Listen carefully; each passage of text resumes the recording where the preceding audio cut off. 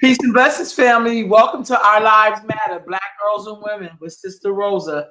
And here she is. Pieces. Hey everybody, good evening. I'm coming again to you weekly as I usually do, but this week we're not going to really be touching on victims too much.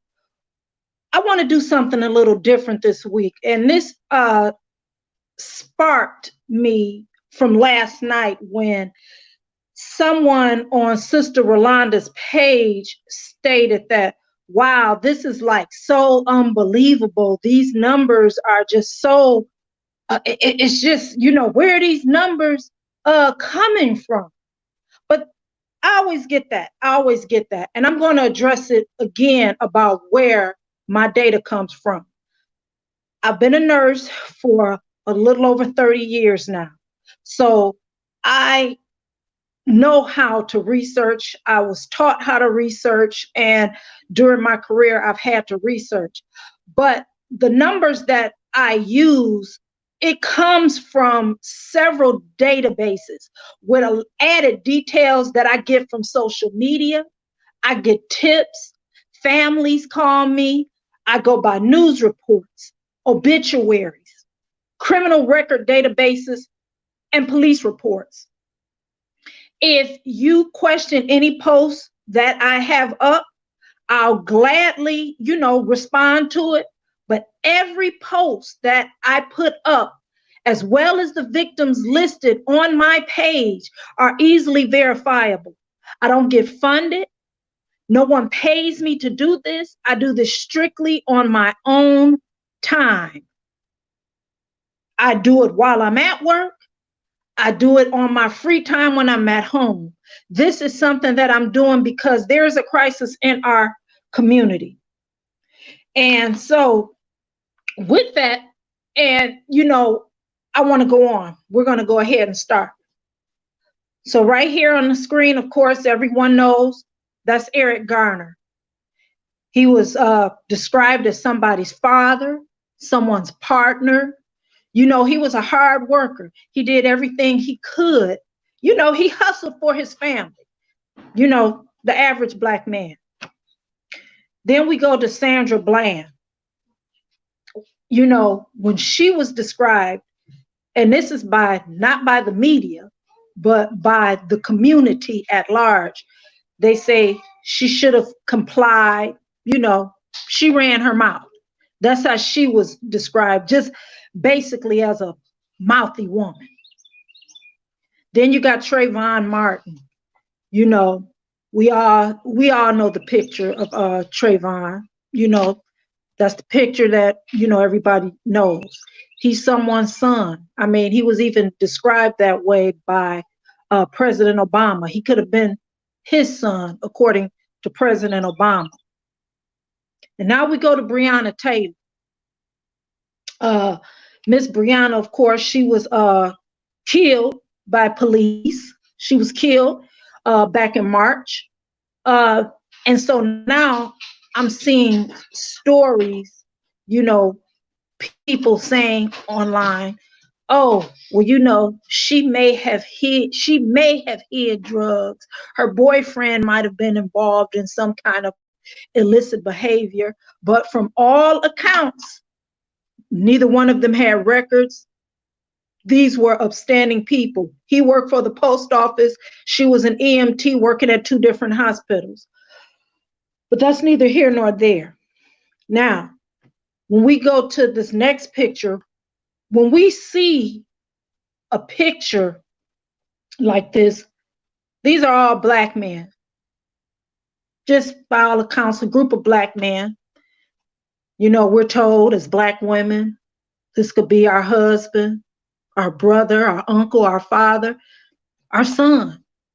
Basically, this could be someone who's connected or attached to us. That's how we are indoctrinated or taught in the community to look at every man or Black man as a potential relation or having a connection to us.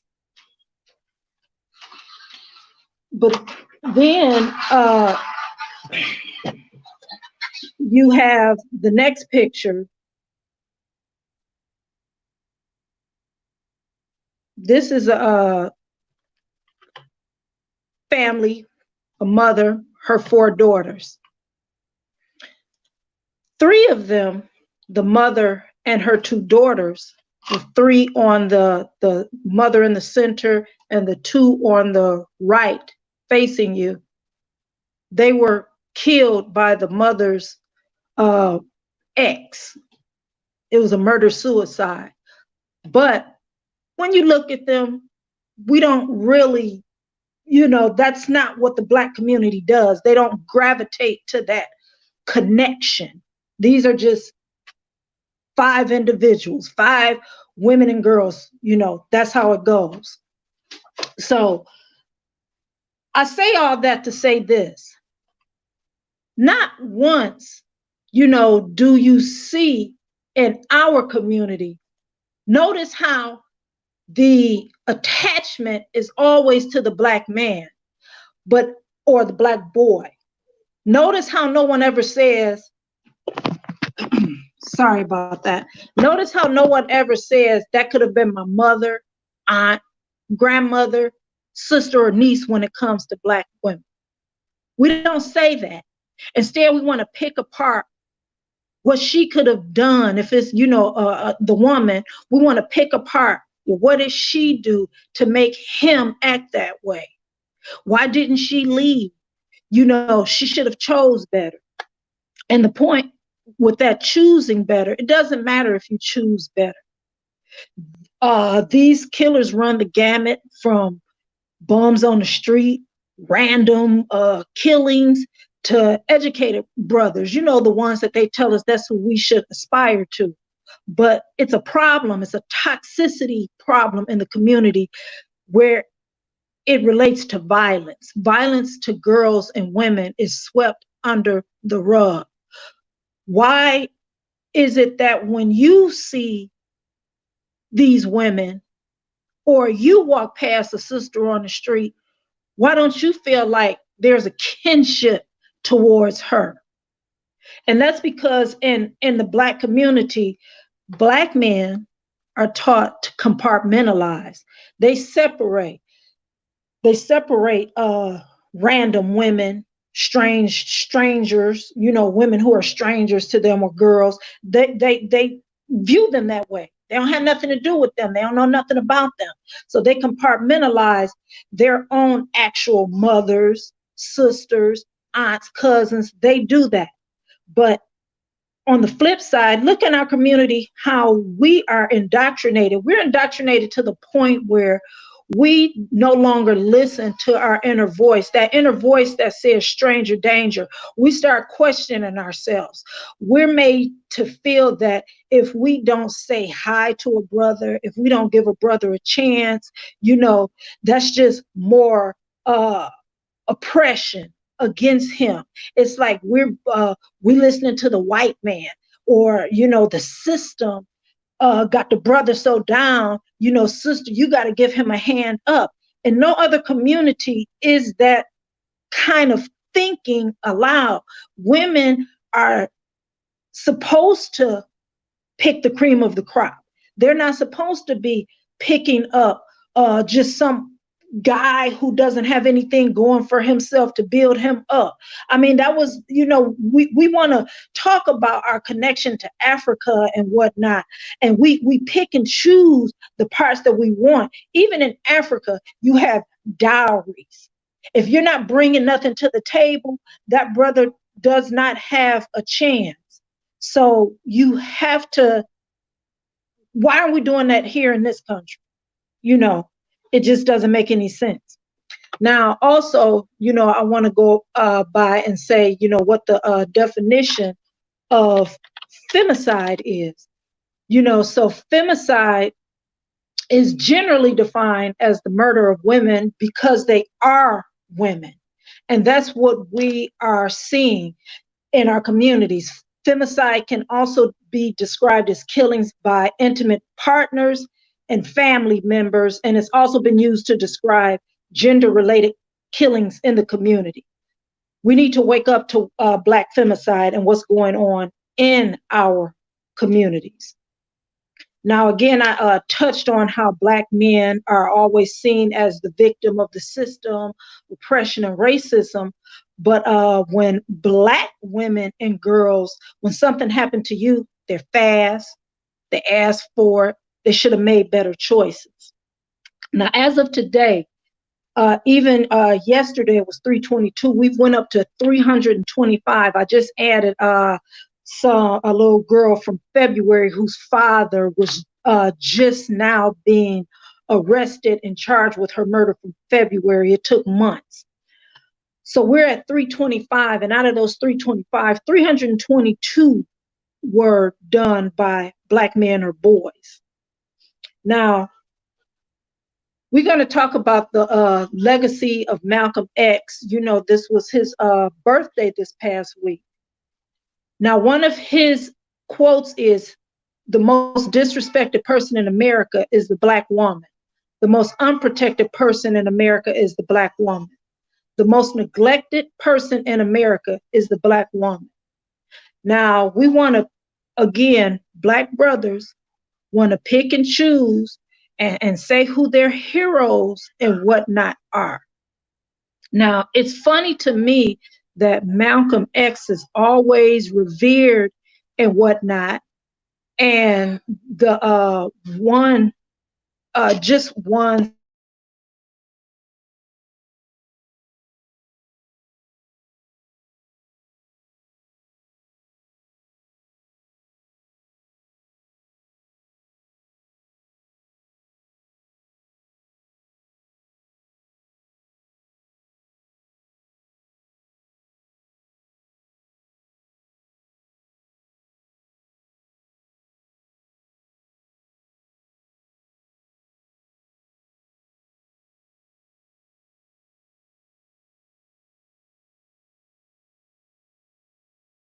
I'm sorry, Malcolm X's legacy, as I said, is revered in the Black community. Black men love to talk about Malcolm, brother Malcolm this, brother Malcolm that. I want to tie it into how we have this toxicity in our community. Now, knowing how brother Malcolm felt about the Black woman, and I'm not going to say he was a perfect person. There's no one who's a perfect person. He had his faults, but the one thing he tried to do was uplift the Black woman. And, you know, he had a rallying cry for Black women who felt sidelined in the fight for civil rights, ignored during the feminist awakening, and discounted even as their protests against police violence earned them that new attention with the movement. Now, it's ironic that Black women aren't protected in the community. Now, that documentary that was released here not too long ago showed how the supposed killer of Malcolm X was coddled and protected in the community. That says a lot about Black men and who they actually want to align with. They rather align with dysfunction, someone who they know possibly was responsible for the murder of Malcolm X, but at the same time, they're not protecting Black women or girls. They're blaming us for everything that happens to us, even when we're doing all we can to help them and not looking at ourselves. Black women have, for far too long, have put race first and womanhood second, and that's where a lot of these problems have came from. Today, Zion Essex, a little 4-year-old girl that I spoke about, she was beat to death by her father on February 17th, and she died on the 18th subsequently of her injuries. Her mother was in prison again for child neglect and whatnot. Now, this little girl was failed. I'll say 3 times. Initially by her mother, the system, and lastly, her father. And one of the things that her father said that was very, very sickening to me is that he said he felt no connection to his own child. This man was a trained boxer. And at one point he said him and Zion really didn't see eye to eye, almost never. Now, remember, we're talking about a 4-year-old. I never really had that type of connection that I connected with her like that. I really didn't. That resonated so much with me because I feel that that's the way. Now, if he felt that way about his own daughter, we can look at a bigger scope and see how they feel that way. Black men in general feel that way community-wise. Then we can go to the 13-year-old that was raped. There's no picture. This is just a story that just happened. There was a 13-year-old that was raped and impregnated by a 30-year-old man. He was just arrested on Wednesday or yesterday, and he was put, he's in jail with a $75,000 fine. I'm bringing that up because this is to show how Black women, we really need to start bonding together and start really forming a true sisterhood, not a sisterhood of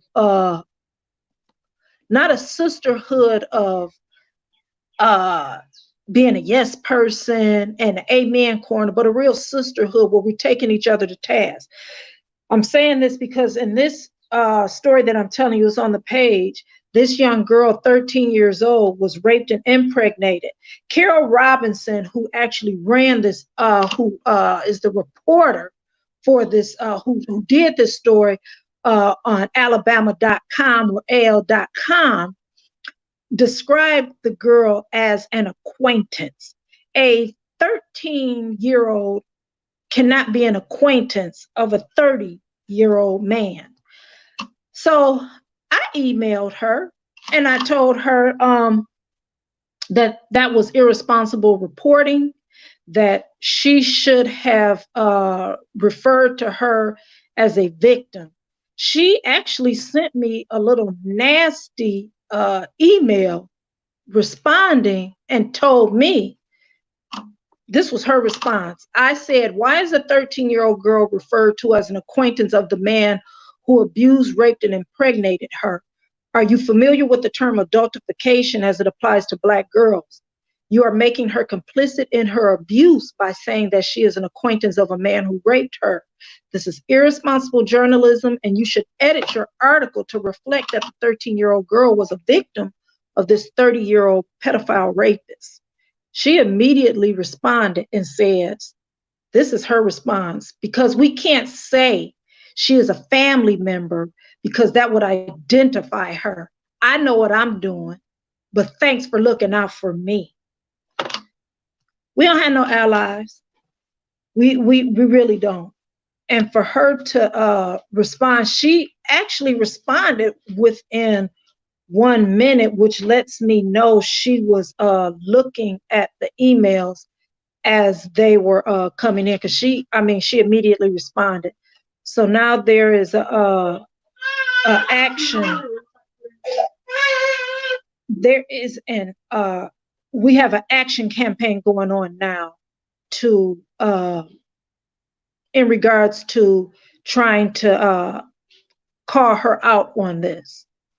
And so there's a link on my page. I'll actually send it to Rolanda after we're done, and she'll be able to send it out for everybody. But again, I know it's a little bit shorter than what I usually do.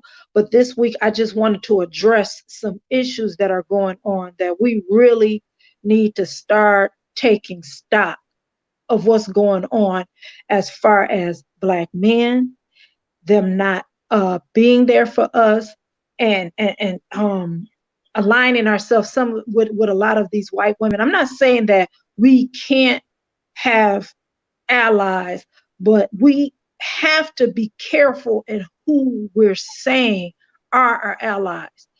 Just like we need to stop looking at all these strange Black men that are, we don't know them from Adam's house cat. We need to look at these people who are saying, oh, I'm all for people of color. I'm going to tell you, when folks start saying people of color, you need to immediately push it aside, because people of color is a way to erase Black folks and start putting the needs of other so-called marginalized people like Asians, Hispanics, Native Americans, even immigrants. So everybody else is pushed to the front of the line while we are still being pushed even further to sub-basement level. We already at the basement, but now with this umbrella of people of color, we're being pushed even further down. So, sis, I want to ask you a few questions, if I could. Okay. First of all, I like what you did today, because I know you was feeling like how I was feeling after just hearing some of the comments, and these comments were from Black women. Yes. And questioning, I think that's what gets on my nerves, and the lack of respect for Black girls and women. But they'll be the first on the line for Black boys and Black men when they do something right or wrong, or it's just really sad. What made you start tracking? What was it?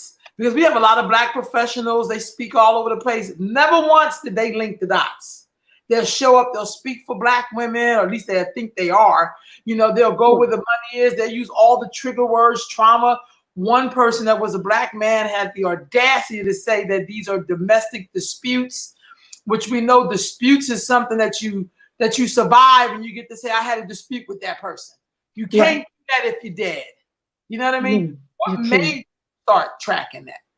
While I'm talking to you, I'm going to move to another room so my granddaughter can go. Okay, no worries. And your grandma, right on.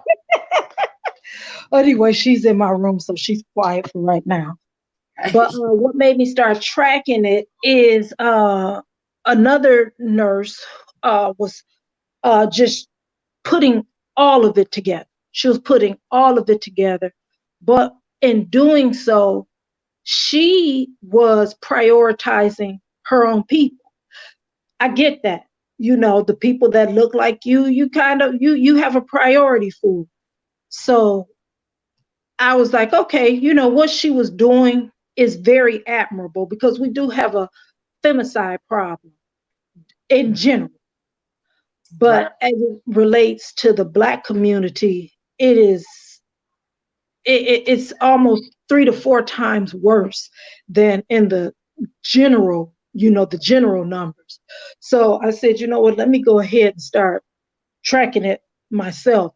I'm solely just going to start focusing on Black women and girls. Then as a nurse, when I have patients, when we admit patients to the hospital, or, when you're in the clinic, a lot of times some of the screening questions have to do with abuse. So, as I said, I've been a nurse 30 plus years. When one patient, you ask them, have you had a history of sexual, physical abuse? And they say, yeah. Then you start seeing that the next one says it, your next sister saying it, yes. Another sister come in, yes. It's like, wait a minute. Almost every Black woman has some kind of history with it. This is insane. Or you get the ones who might not have had it directly, but their mothers, sisters, aunts, cousins, are abuse victims and they've seen the abuse, or people that they care about, women, Black women, have been murdered. So I just took it upon myself to say, you know what? I need to start taking a closer look at this on my own.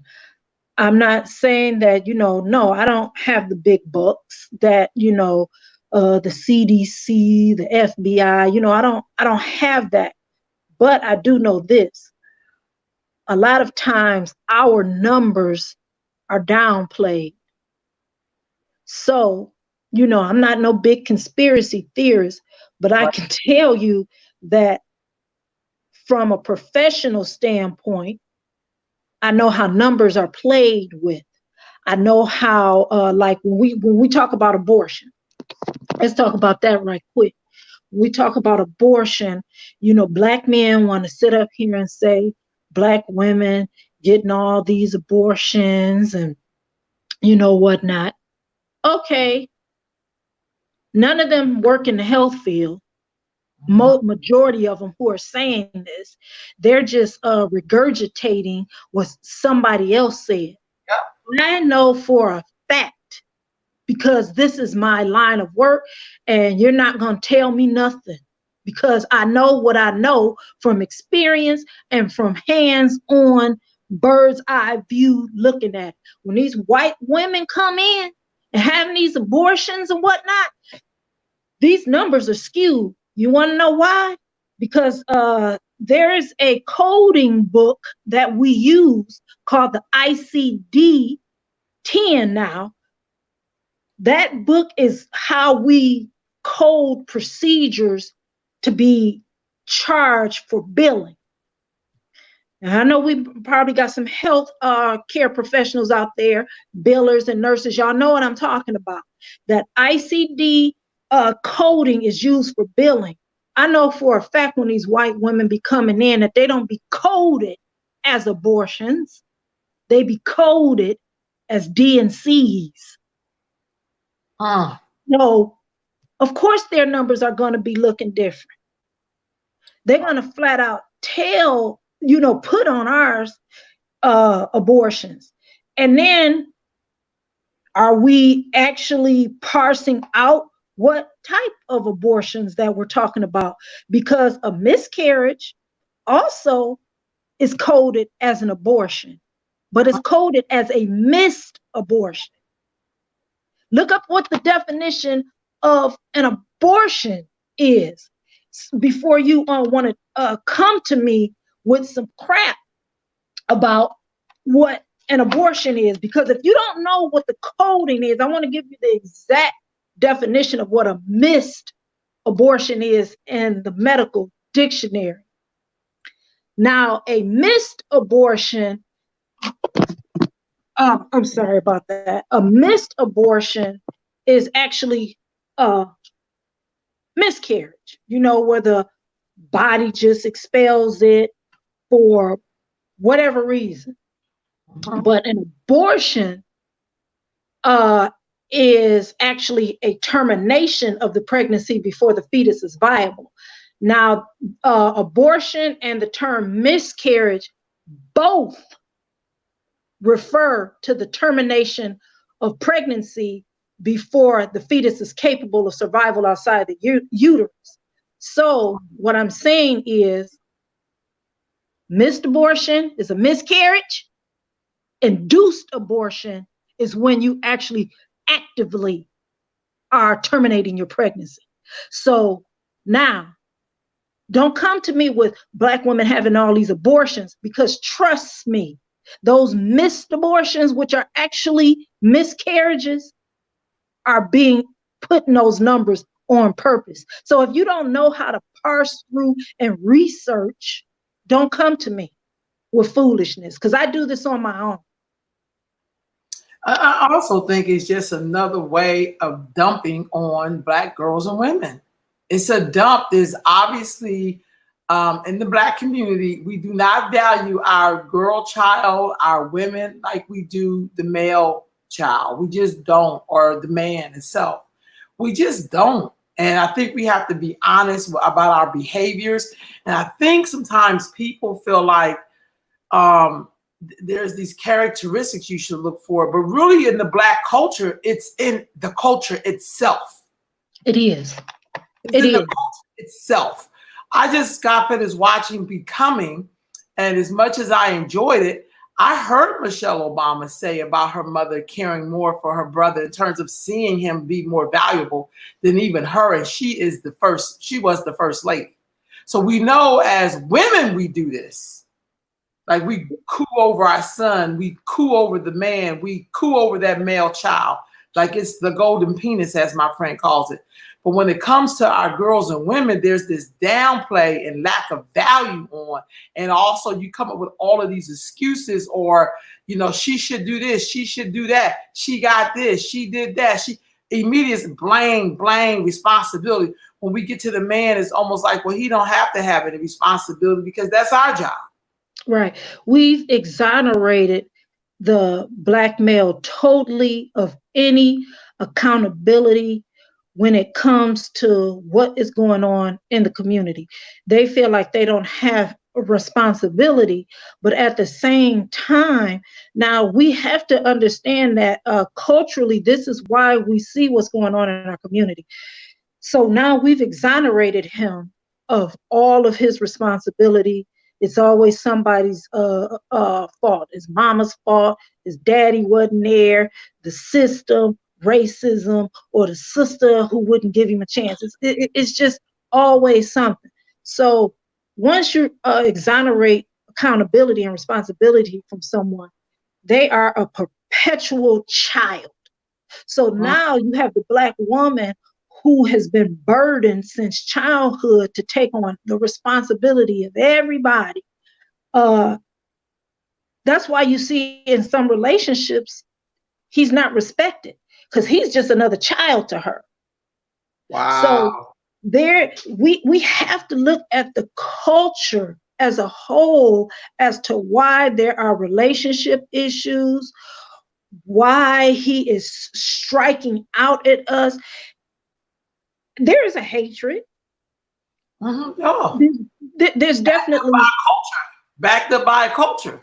Yes, there's definitely a hatred because while he's being coddled and made to, feel like, oh, the world is against Johnny, the girl is made to grow up, hurry up, get a job, go to college, do what she can. And she's always having to reach back, taking care of mama, grandmama, somebody bill need to be paid, somebody about to get put out. It's just always something. Whereas the Black man can go off on his own, strike out, do whatever. He's an individual. He doesn't have a responsibility to what's going on back at home. We proud of him. We proud of him. He might not even see his mama, but every 4 or 5 years. But guess what? His mouth is his name is always on her tongue. But that daughter who's there all the time, she could have did something. She could have did more than what she actually did. You hear that all the time. Even who is that? Even within the family, and we have to be honest as Black women. I'm on the thing, Olivia. She's talking about where my niece at. She sleep. We have to be honest, even within our own families. And I have to say, even within my own family, we have to start being honest when we're having these discussions. My own grandmother valued her son. I'm gonna be totally transparent. She's 95. She's still alive. She's not 95 years old. But them sons couldn't do no wrong. That son who was in and out of prison ain't did nothing for nobody, including herself. She kept that house for Kevin. Because Kevin, the baby, Kevin 50-something years old, but he was always the baby. You see what I'm saying? Still treating him like he the baby. Now my mother and my sister, my grandmother had 8 kids, 6 boys and 2 girls. Now my mother had been trying for the longest to get my grandmother, hey, mama, come stay with me, come stay with me. Well, Kevin gotta have somewhere to stay. Now we're talking about somebody in their 90s. My grandmother now is they finally were able to pull her out of that house so she can get the care that she needs. But it's just like those sons are uplifted even to the detriment of themselves. There's a story right now about a 90-year-old Black woman who threw herself in front of the police when her grandson, this happened down in Midland, Texas, a few days ago. A Black family, but it was the 90-year-old grandmother. She fell in front of the cops because her grandson was being arrested for a traffic violation. So this happened in front of the house. He supposedly did a rolling stop through a stop sign or whatever the case is. But my point is, why is this old grandma, 90 years old, falling out in the street like that? Now, had it been her daughter, what she probably would have said. Well, she should have, she should have stopped. Now they got a civil rights attorney and all of this stuff going on over an offense of rolling through a stop sign. I mean, come on, that to me, I'm sorry, that's ridiculous. Save the civil rights for actual civil rights violations. This is a traffic violation. But I know it's neither here nor there, but I'm just saying that it's stuff like that I'm talking about. These old women still coddling these boys, and it's a culture. I know Dr. Frances Cress Welsing discussed post-traumatic slave disorder. I can't get with that because I can't get with a lot of stuff, but I mean, because I actually know my ancestry, so I don't need nobody to do no research on the stuff she wants to see. When you ain't seen my stuff, so. But when you look at people like Dr. Welsing, and I'm not trying to discount her education or whatever it is that she did. I'm not discounting that. But whenever we start talking about things, why are we still talking about 400 years ago? Like you said, I know my ancestors too. Oh, mine. And mine ain't going for the bull. They're really not. They're not going for this. They didn't, we in 2020, we in the 21st century. We generations beyond a lot of this stuff, and we still stuck on slavery, and Black women are still acting like they're on the damn plantation somewhere, saving their husband or son from getting beat or sold somewhere. That's so. Why are we still doing this? True, because I had a visual when you said that. We still to this day romanticized it, and it's killing us. We romanticized it, and it's killing us. It's taking us right up out of here. And we cannot keep blaming everything on slavery. Yes, I know systemic oppression and stuff like that. I'm not saying that it don't exist, but you cannot keep using things as a crutch. It comes a time where you just gonna sink or swim. I had to make the decision, on my own. Am I going to stay where I am just because folks say other folks don't want you to be somewhere? No, because guess what? I know I'm a professional. I know what kind of money I bring in and everything. It would have been unwise and foolish for me to stay in the city of Detroit with everything that's going on. It's a crime-ridden city. Of course, it's going to be pockets, and I'm not saying anything, you know, as a whole, but the reality is we know what it is when we live in hoods. We know what it is. I've had before I left the city 15 years ago, I had my house broken into on several occasions. And I know who broke into my house. It was those people who was jealous that broke in. It's a good thing all they did was steal some goods instead of our lives. So what I chose to do was leave.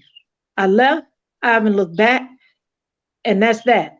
I can still help my people, but I'm not going to be a fool for them either. Right on. But my focus right now is Black women and girls. Mine too. We have to stop it. I cannot sit up here and be race first because, as I said, Black women, we have did a big disservice to ourselves by being race warriors, race soldiers. We're always on the battlefronts. When you see protests going on, yes, even for these brothers, brothers, uncles, fathers, husbands, when we see them, we always on the front line. But at the same time, law enforcement and other people are looking at that. So that's why another reason, again, culturally, why we're not taken seriously, because we are the face of protests. Let's be real. Black women are the face of protests. And that's why a lot of times we're not taken seriously when law enforcement comes to see what's going on. A young lady had posted on Instagram where her and her friend were jogging and a Black guy was following them, and he was sexually harassing them and everything. They had to go inside of a hotel to, get, some to safety. And what the first thing the white woman said to her, y'all know him. Ain't that one of y'all baby daddies? Oh, shit. But guess what? As women, that's what we've done. We've made ourselves the armor. That's so true. So now, that's so true. That's what people see when they see a Black woman. They don't see femininity. They don't see vulnerability. They see just what we've been used for, a soldier. I get that. Someone said once, a man in a family, and this guy, some people may know him, he said, women are the floor and men are the ceiling. I never forgot that quote, because I've been in people's families where their daughters and the women are the floor, but the men are held high like the ceiling. And I never forgot that. So it doesn't matter what you say, it's what you do. It's what you do. And I have to say this, I think another part of this, dear sister, is our religious beliefs have totally got us messed up, because we are the most Bible-less, Quran quoting-less people. Whatever religion, I don't care if it's traditional African religion. I had a brother on earlier who broke down the thing about balance. It was so heavy because some of the stuff I never even knew. Yeah, because I watched that. People don't teach you about the balance between man and woman. We think the balance look like this, like I'm down and he's up. Like that's what we think is balance. But I think that sometimes what I hear with Black people as it pertains to these Black women being murdered and Black women and girls not just being murdered, but also being abused and all this violence, is we want to justify this in our deepest state of consciousness, which is our spiritual and our religious belief. And that's why people be trying to get the hell away from Black people that are Black. See, I don't think people do the race trading thing. We come up with these excuses because we don't want to deal with why people have to get the hell away from Black people, and why you rather take your chances with crazy white people than Black people who claim they love you but don't value you at all. I'm one of them. I'm going to tell you, Rolanda. My safety on the line for some damn image of us being together. I'm not going to do that. I had to put it down. And it was years ago when it came. This is just something that just came to me years and years ago. Oh, I had to be in my early 20s. I said, you can go in any Black area, I don't care where it is, across the country, almost on every other corner. It's a church, Oh, it's a storefront church, it's a mega church, it's something. You got all these religious institutions. You got mosques and temples and churches, but it's hell all around it. yeah. Let me tell you where I live when I moved. Even now, because I'm in another state now, I'm no longer in Michigan, but you go to white areas, you hard pressed to find a church, ain't you? Oh God. Oh God. Hard pressed to find one. That's so true. Or a liquor store. But they got it under control. Mm-hmm. They got it under control. And we got more churches in our areas than schools. But does religious doctrine back up violence against women? And Yes, I think that's the question we got to ask ourselves. Yes, it does. I believe part of the programming. I believe it does. I believe that religious programming, especially as it relates to Black women, especially because we took religion hook, line, and sinker, and we just ran wild with it. We just ran wild with it. When you start looking at things with your eyes wide open, because a lot of us is in religion, got our eyes wide shut. Because we scared to death. That's why. And we may have to do some damn work. Right. When you look, you see from a practical sense that it downplays women. And I don't know about anybody else, but I have studied it because it's like, hey, let me go ahead and study it because I don't want to make no gross assumptions. But Christianity in particular, because I've studied that more so than anything, because hey, that's what most Black folks grow up with. I've moved away from there. I myself just consider myself agnostic. If it doesn't elevate or deify women, I'm sorry, I ain't down with you. Yeah. Period. But when I looked at Christianity and the canons of the Bible, removing all the canons that had something to do with the elevation of woman, I had to get away from it because there is something. It's something wrong when you start reading those. When you start reading those, the books that were removed from the Bible, and it shows how actually women were revered. You have to question. I even had to tell my mother certain things. You have to question, like, the whole Adam and Eve thing. And, I had to tell my mother about Lilith. Oh. And I consider myself a daughter of Lilith. Because you ain't going to tell me nothing. I don't need you to lead me. I'm human. I was made in his image just like you. But so, if you made his image, why ain't he giving birth? Right. But that was Lilith's battle, was that we were both created in his image. We were created in his image, and we were created the same. We were created at the same time. So what makes you think you better than me? So what she do? She got the hell on up out of Eden and made her own way. I consider myself a daughter of Lilith. I don't know about the rest of y'all, but I get you. I can't. I can't, because we have a culture of men who want to lead, but they can't even lead themselves. How can you lead me? We want to keep giving these titles. of king. You know, I'm a king. I'm king this. And I'ma tell you, I tell any man when he pull that line on me, don't call me that. I ain't your sister. Don't call me no queen. You not no king. You know, they get mad about it, but so be it. Get over it. I ain't the last one you're gonna get mad at. But my thing is this. Just don't get mad and kill me. That's all I'm saying.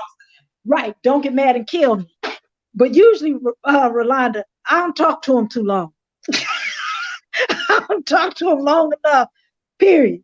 But I just know that as it relates to the violence against Black women and girls, there is something about when you start talking about doing the work, that intercultural work, that's when you find yourself hearing crickets, because we don't want to do that. We want to hang our responsibilities on someone else's nail. Yeah. You don't want to bear your own cross. You don't want to say, let me stop playing favoritism to my son over my daughter. Let me stop making the man that's making me feel good at night with his penis or just to have him on my arm. Let me stop making him be more important than the children in my life. Let me stop role modeling what I think is important. And also at the same time, what I think that I'm showing what I devalue or who I value the least. right. That's an inner job. That has nothing to do with the police department, nothing to do with white supremacy, nothing to do with the system. It has everything to do with you. When you look in the mirror at yourself, sometimes I get really pissed off when people think they know how our ancestors survived slavery. They have always been under this kind of pressure, but they still made it. And I'm willing to bet that they was working with more than what we working with. They had some kind of self-respect code within themselves that they did not need to get from their oppressor, that they knew they could never get from their oppressor because they seen how he was treating them or how she was treating them. Yeah. So I think that's that inner work that people did to survive. And that's what we have to do as a people. We got to do the work. But people don't, like you said, they don't want to do it. They want to hang their troubles Somebody else. on somebody else. And you know, I had to do my own work. I did. I had to do my own work. I'm like, you know, it's time out, you know, not just looking up the data and finding out about all these women and girls who are abused and murdered and whatnot. I had to start looking at myself. You know, what is it within me? And you know, ladies, we gotta be real with ourselves. What is it in you that actually does attract certain people? There are these wolves out here. They can smell it. They can smell it on you. And you have to start, you know, you can't second guess yourself. You have to say, you know what? I can't keep these same people are coming into my life for a reason. So you have to look at it like that and say, wait a minute, let me step back and let me evaluate myself. Let me evaluate myself. And trust me, once you start doing the work, all of that stuff that you might have been going through before, it's going to be yesterday's news. You're not going to be going through that no more, because when you're walking in your true self, just like they can smell weakness, they can smell strength, and they're going to keep on going past you. I had a guy tell me, and I'm short, I'm like 5'2", 5'3". I had a guy tell me, boy, the way you walk, you just walk like you own the earth. And I said, he said, you walk with your head up and everything, but nobody had ever told me that. And I started realizing, you know what? That's probably why these fools don't approach me no more. Because I start carrying myself different. I start thinking differently about myself. I start, you know, caring about not only myself, but my sister. And I think that's what a lot of us have to start doing. That's right. Y'all, as we leave out, as you can see on the screen, this is the Our Lives Matter page. And you'll see where she has all of these stories about, Black femicides, violence against Black girls and women. And it will behoove you all to go check her page out if you can, and look at these stories. This backs up all the data. These are, we got to look at this stuff. We got to look at what's going on. And what you have on your screen right there, right now, is it's actually the National African American Gun Association, NAGA. I implore women, if that's something that you're interested in, that you really need to start getting trained. You don't want to just be a sitting duck. And more sisters are actually members of that North American of that gun association. 60% of their women are Black women. 60% of their membership is Black women. And it goes anywhere from $29 to $39 to $59 for membership a year. I'm not compensated or anything by them. This is just something I came across in my research. Last year, CBS did a profile on them and said that their membership is rising faster while the NRA is falling.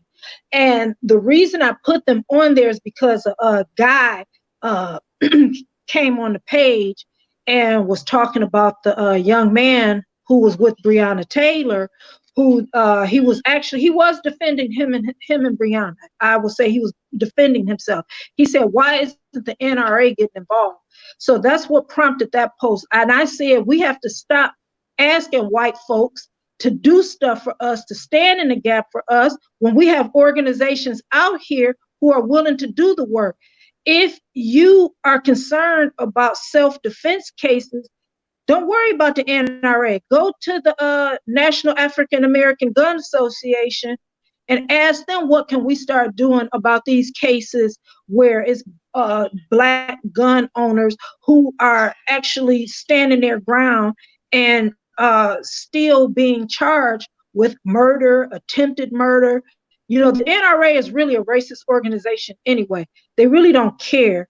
So we have to stop looking to them for answers. We really have to stop looking to them for answers.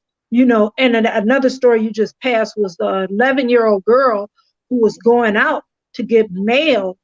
This her? No, it's up a little further. That little girl that you just showed was a victim of a murder-suicide. Her mother killed her. Oh. This little girl right here is 11 years old. She was going to the mailbox to get her mail. And here we go again. A white woman approached her and told her that she was stealing mail. And the girl was actually going to get her grandmother's mail. And the lady grabbed her arm and tried to say, you're stealing mail. Let me look at the address on it. And the lady gonna say, oh, okay, I'm sorry. And to try to make amends, she gonna tell her she'll bake some cookies for her. And the lady's husband had told the girl, had she been somebody else, it would have went differently. Which means had she been a Black boy, it probably would have went differently. But the woman is charged with assault and something else. She's with 2 charges, but the little girl has a lawyer. Now, that's why I'm going to keep telling y'all, we do not have allies, Black women. We don't have allies. Stop being on this feminism stuff, because feminism serves white women. You need to look up womanism and how it addresses our needs in the Black community, where misogyny, racism, and sexism intersect. All 3 intersect for Black women. So that's what you need to be finding out, and stop, padding and bumping up the numbers and doing stuff for these white women when they're not reciprocating. That's what you need to start talking about too. Besides Black femicide, put reciprocity in your definition. If somebody is not reciprocating what you're giving, then you need to step off and let them continue on their way. Right on. Right on. Wow, and I know you talked about this case earlier, about the 30-year-old man and how you had to do the campaign against the reporter who wanted to Yes, not Carol Robinson is her name. She's at the Alabama.com. And I actually went on all her social media to see what she was about. And she actually, if you go on her Twitter, her Facebook, she's under Carol Robinson. She has a blue check. You know, they like to have a blue check. When you look it up, she's putting a lot of stories on her timeline, and people are making racist comments on her page, and you can't comment. So these are actually people who are friends of hers who are commenting. Under this story that she has listed on her page, a white man said, now remember, this is a 13-year-old girl who was raped by this 30-year-old man and impregnated. A white man went on under the comment section on her page and said, "Oh, I think this was just a little misunderstanding." That's what we're faced with. That's what we're dealing with when we're dealing with these people who are not allies. Because I'm trying to be nice, but that's what we're dealing with. That's why I keep saying we don't have no allies. She didn't delete the comment or correct the comment. When you go on her page, just check out her page for yourself. Check her page out for yourself, and you'll see her name is Carol Robinson. And she's just totally racist.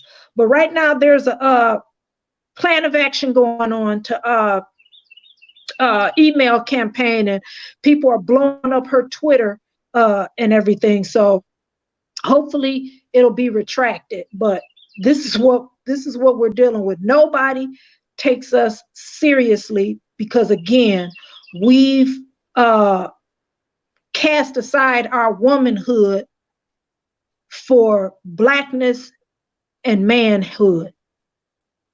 And so now we're just non-persons. Right on. Well, sis, thank you again. Another week of you sharing information. Thank you for your beginning delivery. I think sometimes people need to hear that. This is real. And I like the way one young brother who was listening the week before shared the story about the murder-suicide. And he said, we must not in the Black community overlook this issue. This is a health crisis, as he said. Like, this is. It really is. Yeah. And so to hear a Black man say that, and then, still had the debate with his ignorant ass homeboys, it's kind of like, we got to kill that culture. It has to die now. Because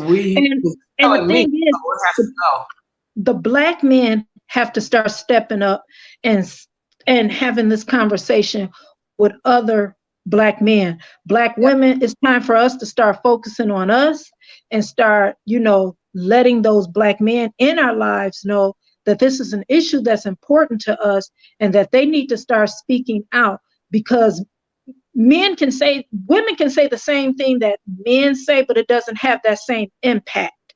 So they need to start talking to one another. That's what it is. You know that your boy is whooping on his girlfriend's ass. Or you watch comments about little girls.